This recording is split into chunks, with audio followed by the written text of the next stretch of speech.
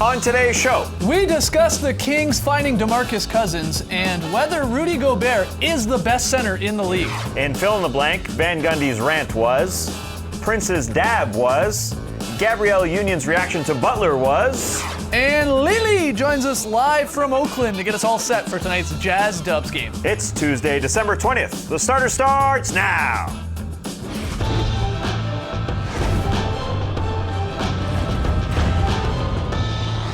Good evening, Sweet World, and welcome to The Starters. Whether you're listening to the podcast, joining us live right now on NBA TV or a little bit later on YouTube, we're happy to have you. I'm J.E. Skeets, and alongside me, as always, that's Tass Mellis. It's so nice that it's Thursday, right?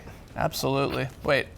Right. It's Tuesday. Over yonder, it's the bearded one, Trey Kirby. Hey-o! Hey-o! TK, what do you have for us tonight? Well, I'm here at the internet looking for your best tweets at #TheStarters. And speaking of the internet, we get weird stuff sent to us on the internet all the time. And this very solid wedgie from a fan named Mark is no different. Take a look. Welcome back to the starters. It's time for Lili's very solid play. All right, Lily.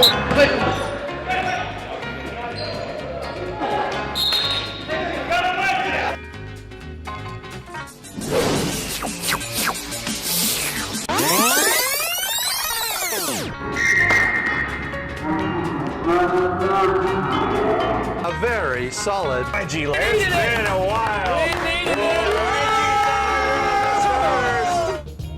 It's like a Tim and Eric version of What the was starters. that? Yeah, it's pretty weird, but I like it. And it brings us to today's question. What starters phrases do you use in your everyday life? Me personally, every morning when my girls wake up at 5 a.m., I like to hit them with a "Good morning, sweet girls!" Oh, look how cute And then they they are. burst into tears. What? Nah, they're sweet girls. Yeah. Anyways, we want to hear from you, so let us know on Twitter. What starters phrases do you use in your everyday life? Send us your favorites to #TheStarters. We'll hear from you later. All right, get those tweets in. Let's get Lily in here. He's joining us live from Oakland. He's getting ready for tonight's Jazz Warriors game. I'm interested to hear Lee's thoughts on that fun piece of art we just had there. Lily? It was pretty cool and pretty weird at the same time. That's what we were expecting. Just like your hair. What's going on with that Well, that's little my tuft style, of hair? man. That's my style, man. I'm out here, I'm out in the Bay Area. You got to look cool. I'm a cool-looking guy. Okay, a couple of questions for you off of the hair there. First off, did you watch Mrs. Doubtfire on your flight to Oakland? You've got quite the streak going. Actually, Delta has a great selection of movies. There's some classics like Citizen Kane and Casablanca were there to choose from. I went with the modern-day equivalent, which is San Andreas starring The Rock. Oh, excellent choice. As Trey told us, he tries to fight an earthquake in that. Don't bet against the Rock. You won. All right. Yeah, And, he can outrun an earthquake. I learned that much too. It's incredible. unbelievable. Look, Lily, what can we expect from you a little bit later in the show, seeing you're as you are in Oakland? Yeah, I was at shoot-around this morning for the Warriors, and it was great because I got to see Steve Kerr and Stephen Curry have their famous free throw shootout. Steph Curry won that, but also I spoke to Steve Kerr, and I may have offended him too. Oh. So you have to stick around for that one, see what I mean by that. Okay, Yeah. great That's a tease. tease. Great tease, Lily. Okay, we'll talk to Lee a little bit later in the show again out in Oakland. But let's start tonight with a little Is This News? Trey has rounded up some recent NBA headlines. He's going to pitch them to us. We're going to determine whether or not they're actually news, because remember, not all news is actually news. Trey, That's first exactly headline. right. Our first headline comes from ESPN, and it reads, Kings find DeMarcus Cousins for tirade versus columnist. Is this news? This is news. The Kings didn't have to fine him. And by fining him for going after Sacramento beat writer Andy Ferrillo in the locker room, they're saying, listen, you're not bigger than the team. You can't just do what you want. You have to treat the media with some respect. And they did that. And I think this is probably the fair punishment. And this is a sign to the rest of the league that one player doesn't run our franchise. This is the way things should be done. DeMarcus himself, he released a statement today. I believe we have it. He says, there is a time, place, and manner to say everything, and I chose the wrong ones. Like most people, I'm fiercely protective of my friends and family, and I let my emotions get the best of me in this situation. I understand my actions were inexcusable, and I commit to upholding the professional standards of the Kings and the NBA. I apologize to my teammates, fans, and the Kings organization for my behavior and the ensuing distraction, and look forward to moving on and focusing on basketball again. That was Cousins' statement. Did you notice who he didn't apologize to there? He said the Sacramento- teammates, fans, yeah. and the Kings, Nothing to do with the Sacramento Bee or the media maybe in general. He definitely made that a point not Yeah. to include it, right? He didn't apologize to Andy Ferrillo, who he was physically intimidating here in the locker room. It's very Rajon Rondo-esque. If you remember last year with the Sacramento Kings, Rondo eventually put out an apology towards Bill Kennedy after using an anti-gay slur towards him, but he didn't apologize to Bill Kennedy whatsoever. To me, it's identical, is it not? Yeah, a little bit. One problem with this, I think, is, and I think Sacktown Royalty, which is a great Kings blog out there, they made this point today, I saw, the Kings didn't really fine DeMarcus Cousins for his actions there. They didn't really, when you think about it. They fined him because this became a story. And then they had to go, well, we got to do something now. Right. Because this happened prior. They could have stepped in right away. They saw it. There was people with the Kings organization in there. This obviously could have went up the chain here and said, well, we got to fine them or do something. They waited until it became a story and the video got out there and everyone's losing their mind. Oh my God, you can't do that. I mean, whether or not you side with Cousins because you don't think his family should come up in any reporting, that's another thing. But you can't get up in his face like that and dropping F-bombs and doing all that. That's just, it's not professional. Sure. But they waited until it became a story. So Yeah. they didn't get in front of it. No. And that's Right? I think that's It's just entirely another fair. example of the Kings organization sort of, trailing the rest of the league when a lot of other organizations, in my opinion. Right. I think part of it has nothing to do with DeMarcus Cousins' family whatsoever, because that was a published report back in May. Right. The physical intimidation of a reporter just can't be allowed in this Yeah. league. And I don't think it necessarily makes a fracture between DeMarcus Cousins and the management of the Sacramento Kings, because it's all how DeMarcus takes it. Right. I mean, it could be a tiny fracture if he's upset with it. And a tiny fracture could eventually lead to the foundation breaking the relationship between them. But if he takes it fine, then I don't see it as a problem between them. But something needed to be said. And yes, they didn't get out in front of it, but it was said. Yeah, and he had to have been, I think we can all agree he did have to be reprimanded for Yeah, that. sure. Because when the video comes out, it's quite glaring. All right, Trey, next headline. Our next headline also comes from ESPN, and it says, best NBA big man? Rudy Gobert says, right now, I think it's me. Is this news?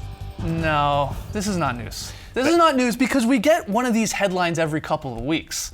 Player X says, I'm the best at so-and-so, be it a position, Yeah. or I think we just had Patrick Beverley saying, I'm the best defender in the league. This is fine. They're NBA players. You should think you're the best. You are one of the best players in the world. I got no problem with it, but it's not really a headline. It's not really news to me. No. Yeah, you always hear a guy, hey, Yeah. I want to be MVP one year. Yeah. Well, you can't be MVP. You can't be the best. Of course, this is what they should say. And Rudy Gobert isn't that far off. No, he's definitely in the conversation. I don't know if he's the best, but he's right there. And he's still Best young. on one end for sure. Yeah, he's arguably the best defensive center. Sure. I couldn't call him the best because you can't throw it to him for a score, right? You can't just say, Right. hey, Rudy Gobert, get us 30 tonight. And if you're going to be the best center in the league, you have to be able to do it on both ends when you're asked. Right. So yes, say he's up there, but a guy who only shoots 6 times per game, I'd rather go with it. If you're picking a guy for a series, let's say, or a night, or a season, and you need a guy who's good on both ends, I would take Marc Gasol. Marc Gasol, Yeah. DeMarcus Cousins maybe in the mix there. I mean, Yeah, offensively, well- he's the juggernaut. Maybe not Yeah, as great Rudy defensively. trumps him on Yeah, the defensive end, but I think Marc Gasol has shown that he can be a superstar on both ends. He doesn't really choose to be a superstar on the offensive end all the time. He's a giving man, and his giving nature kind of it undercuts what we think of his offensive ability. He can score 30, but he doesn't do it all the time. We threw a poll up when we were on our Twitter show this morning. Who is the best center in the NBA right now? People have spoken. 43% say DeMarcus Cousins, 24% for Marc Gasol, and then you see DeAndre and Rudy coming in there. A lot of people freaking out. Where's Hassan Whiteside? Gobert's comments come at the perfect time because he just had an unbelievable game against Marc Gasol Sure. and the That was an Grizzlies. amazing game. He went 9 for 9 from the field, and he kept Marc Gasol, or helped keep Marc Gasol to 4 of 22. And the Jazz are 11-2 over their last 13. He's averaging 15-12. The blocks are there. He's shooting like an unbelievable percentage, 70+%. It's just good timing to say, I'm the best. But, we can hear from the people out there. Jump on Twitter, #TheStarters, whether you agree with Rudy Gobert. Is he the best, or is he just in the conversation? All right, Trey, I think we got time for one more headline. Yeah, our final headline comes from an SB Nation post based on Eric Pincus's report at Basketball Insiders, and it reads, hoverboards, jet skis, and fireworks are banned in the new NBA CBA. Is this news? This is the no fun league. It's the NFL all of a sudden. No. This is probably the right news. The right I guess news. it makes sense. I'm surprised the jet skis weren't banned before. Why is this Yeah. just happening now? I guess so. Yeah, we got fireworks, firearms, jet skiing, hoverboards, trampoline. You can't go to a You trampoline. can't go on a trampoline? I What am I know. supposed to do with my summers? You can. You're I not can an still go on a NBA player. trampoline. You're not like Lee Ellis, who pretends he's a basketball player, news. a professional basketball player. Hoverboards are exploding all over the place. I think Michelle Roberts and Adam Silver are saving the players from themselves because these things aren't safe. This was an I've seen iconic news moment, reports. though. I've seen news reports where these things blow up. J.R. Yes. Smith back. Hoverboards they burned a 2015. little too bright, you would say. Yeah, maybe. Well, it does bring up one good question, though. We listed all the things there. What about banana boats? Like a banana boat, definitely not a jet ski. But what about these guys? Can we do this still? A couple of those banana boat members are leadership members in the players' Yeah, union. you really know. makes you think. Yeah, they must have been fighting for the banana boat. We When can we get rid of return. jet skis, but not banana boats. Yeah, for sure. All right, when we return, Stan Van Gundy is angry and Torian Prince can't stop dabbing. We'll fill in the blank after the jump. Don't go anywhere.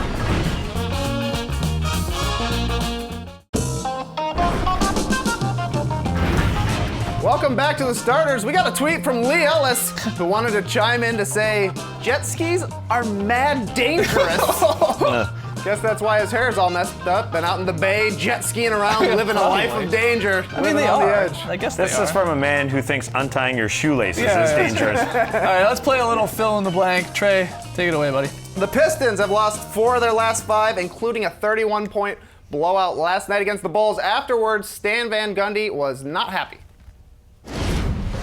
Team meeting my that stuff's like I said before, that stuff means nothing. It's what you do on the court. Talking's easy. It was a disgusting performance, so by all of us, me included. I mean, it was unprofessional, embarrassing, humiliating, whatever you want to say. It was terrible.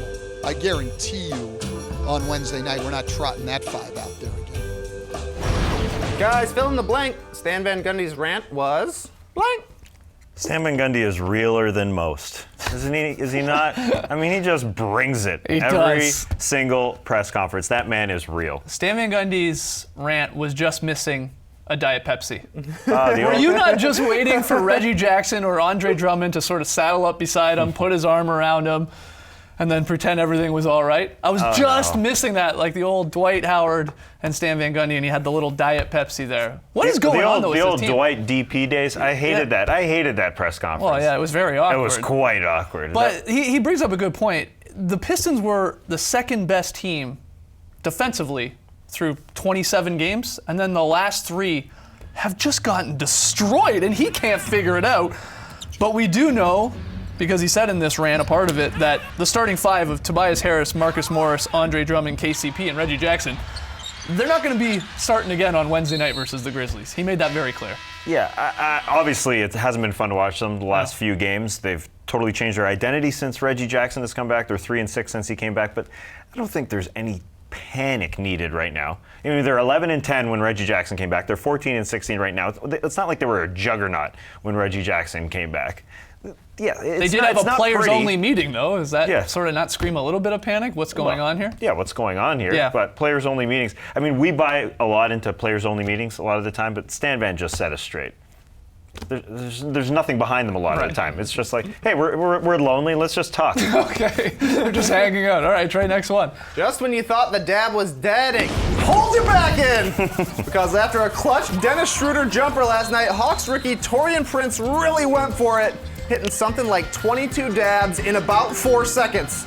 Guys, fill in the blank. Torian Prince's dab was blank. It's a lot of dabs. Dabs per second is incredible. I'm writing a novel here, but I think No, I think Prince's dab was actually the second best dab of the week. What? In the NBA community? I think you're right. The dab somehow is back suddenly. We thought it was done, but did you see the kid in Utah? Mark Cuban is going to come over to give him a high five, and he just drops the dab right in his face. Cubes handles it very well, though. He does, but that Yeah. kid's a savage. Like, right there. So I think that's the best one. Prince's is unbelievable, the Infinity Dab or whatever, but yeah, that one's better in my I opinion. think you can call him Taurine Prince. Because like the active ingredient in Red Bull and other sports drinks, this guy was hyped. Yeah, he was amped. I love that it was on a jumper too. Like it wasn't a huge dunk or block. I mean, it was a big shot by Schroeder, but Right now, our producer Matt Austin in the control room is doing that because this was his joke. He loved the Taurine Wow, joke. So good pun, right now Matt. he's Sounds out. like It was a good. Austin joke It was for good. sure. yeah, great pun. All right, I think we got time for one more, Trey. Yeah, late in that Pistons-Bulls blowout, Jimmy Butler and Dwayne Wade were seen having some fun on the bench. Or as Gustavo Vega put it on Twitter, when you're trying to hook up your boy with girls at the club. However, Wade's wife, Gabrielle Union, saw the tweet, to which she replied, crosses Jimmy off the barbecue list. Fill in the blank, my friends. Gabrielle Union's reaction to Jimmy Butler was blank. The perfect quote retweet. That's well executed. She had the 3 eyeball emojis, then the killer zing line. She's obviously having fun with it. I loved it. It's perfect. That was hurtful because it was real. Because I mean, they have a that good barbecue? No, because it feels like she crossed him off the list. Like really think so? It felt like there was some motivation behind that. come on. That really that was a dig. We should point out Jimmy Butler has said, I think on Instagram, that he was talking to like the trainer or It's like something. his trainer wants to work with Wade or something? I don't know. No possible Hash it way. out at the barbecue. Though. You don't believe it. You don't believe it. No, I love that tweet. That is so good. Crosses Jimmy off the barbecue. You do know the Wades are having an unbelievable barbecue. I wouldn't want to miss that, so I feel bad for Jimmy. I'm trying to get back this summer to go. Are you? Yeah. Haven't heard an invitation yet, though. Oh, yeah, you're bros with surprisingly. Dwayne Wade, aren't you? Yeah, we're super close. Yeah, all right. We gotta take a quick break. When we come back, Lily.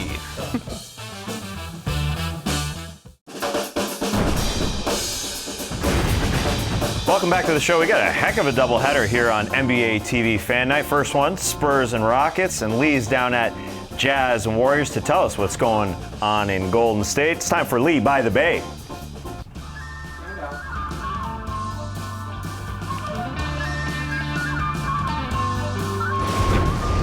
Hey Lee, are we able to handle ourselves there with everything that's going on around you? Yeah, we always seem to manage to time these hits when something else is really crazy going on behind us. But, it's not too bad. What It's do you under mean? control. There's nothing going on behind you. Well, there was before. Hey, I want to get doinked. That's the one thing I want to do while I'm on there. I want to get a real classic doinker. We gotta get Julie Fair to throw a basketball at your head right now. Lee got the chance to talk to Steve Kerr today, and I know you consider yourself an NBA historian, but Steve taught you something that you didn't know. Yeah, that's right, because Steve Kerr, of course, came into this coaching job here with the Warriors with no prior experience, and we always thought that was a bit of a gamble by the Warriors. But I asked him about that, and actually it turns out that Steve Kerr having no head coaching experience is not exactly true. You came in obviously having never coached at any level before, won a championship, you set records. It must be pretty easy, I guess, to coach is what I'm saying. But how difficult is it to, you've got strategy, you've got tactics, and you've got motivation, but just to connect with guys from different backgrounds, different positions, different skill levels, different athletic levels, how difficult is it for you to get across to each single guy and bring the best out of them? First of all, I'm going to argue your point. I actually coached my son's AAU team in 7th grade, the San Diego Wildcats. We were wildly successful, and it really prepared me to coach in the NBA. So, all right, just want to make that clear. All right, we got that on tape. Did you win the championship though that year? AAU, like, who okay. the hell knows what the championship is? You just play a million games. Steve Kerr is realer than Stan Van Gundy, just telling it like it is. Now, the Warriors have won 4 in a row, but Kerr hasn't been happy the entire way, especially after that Knicks win. Yeah, that was interesting, because they had a pretty comfortable win. It was a 13-point victory, and the Knicks were short-handed as well. But Steve Kerr wasn't happy with his team's performance. He called them out. He said they weren't really focused, they weren't committed as much as he liked to see them. And then they went out and smoked the Portland Trailblazers by 45 points. So I actually talked to him about that, and I thought that what he did with his team after the Knicks win was a move that we've seen from someone else somewhere before. After your win two games ago against the New York Knicks, it was a comfortable win, but you said afterwards you weren't that happy with the team's performance, and then they come out and smoke the Blazers by 45 points. Was that you channeling your inner Greg Popovich and saying, we're never happy with the performance? It was genuine. It was real. We didn't play very well. We were playing an undermanned team, and we weren't sharp. We were moving the ball, which was great, but we didn't seem to have much purpose out there at either end. And I was really pleased with the way we responded against Portland. Played a much cleaner game, much sharper game, and that's what we have to do to prepare for what's ahead. Okay, Lee, if everything goes according to plan and you don't get arrested tonight, we're going to see you back here tomorrow. What do you have in store for us? Well, it was good. I got to catch up with Klay Thompson as well today, and you might remember a few weeks ago, Klay Thompson bragged about how he's the best paper aeroplane maker in the world. So I actually put him to the test today, and it was a lot of fun. So you're going to see the final results of that tomorrow. But he, as soon as I said it to him, he was up for it straight away. Like there was no hesitation that he had to, perform under pressure. It was a lot of fun. All right, Lee, we will see you tomorrow, and you go have some fun there. You turn around, go have some fun. Hey, go dance, man. Hey, listen, I might be getting doinked here because they are playing pickup down here at this end. Let's get the doinker. Here Someone comes the hit ball. him. Here it comes. He's okay. Definitely didn't wreck his hair. You have an excuse for your hair now, yeah. All right, after the break, Wedgie. Oh, why are we showing this? Throwing the people off, Skeets. That hurts, man. It hurts just watching that.